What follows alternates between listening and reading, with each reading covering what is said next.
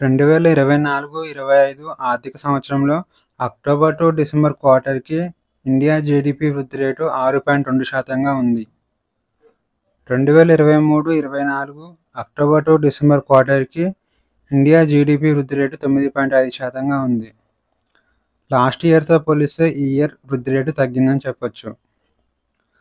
2024-25 July to September క్వార్టర్‌లో India GDP 5.6%గా ఉంది.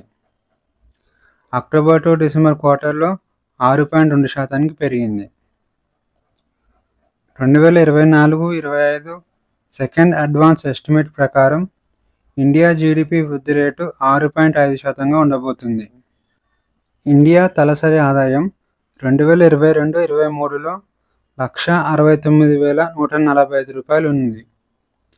2023-24 ఆర్థిక సంవత్సరంలో ₹188,892 ఉంది. ఇండియా ఐక్యరాజ్యసమితి నిర్దేశించిన సుస్థిరాభివృద్ధి లక్ష్యాలు సాధించడంలో పలు సంక్షోభాలు ఎదుర్కొంటుంది. ఇండియా యొక్క రాష్ట్రాల నివేదికను ఫిబ్రవరి 27, 2025న యుఎన్ఓ విడుదల చేసింది.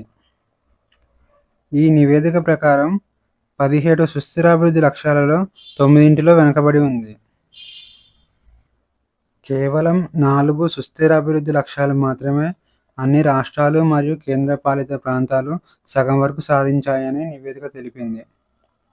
అవి సుస్థిరాభివృద్ధి లక్ష్యం 3 మంచి ఆరోగ్యం మరియు శ్రేయస్సు, సుస్థిరాభివృద్ధి లక్ష్యం 6 మంచినీరు మరియు పారిశుద్ధ్యం, సుస్థిరాభివృద్ధి లక్ష్యం 7 స్తోమత మరియు క్లీన్ ఎనర్జీ, సుస్థిరాభివృద్ధి లక్ష్యం 8 ఆర్థిక వృద్ధి మరియు డీసెంట్ వర్క్.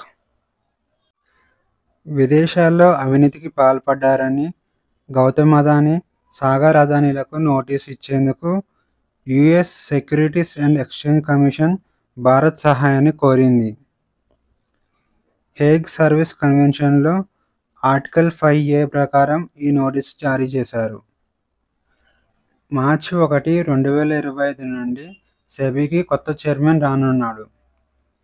సెబీ అనగా securities and exchange board of India.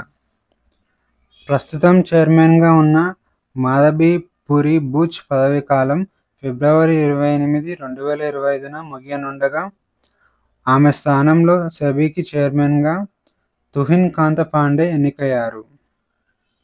ఇతను 3 సంవత్సరాల పాటు చైర్మన్గా కొనసాగనున్నాడు. అరక్కోణంలోని సిఐఎస్ఎఫ్ రిక్రూట్ శిక్షణా కేంద్రానికి రాజాదిత్య చోళన్ పేరును పెట్టారు.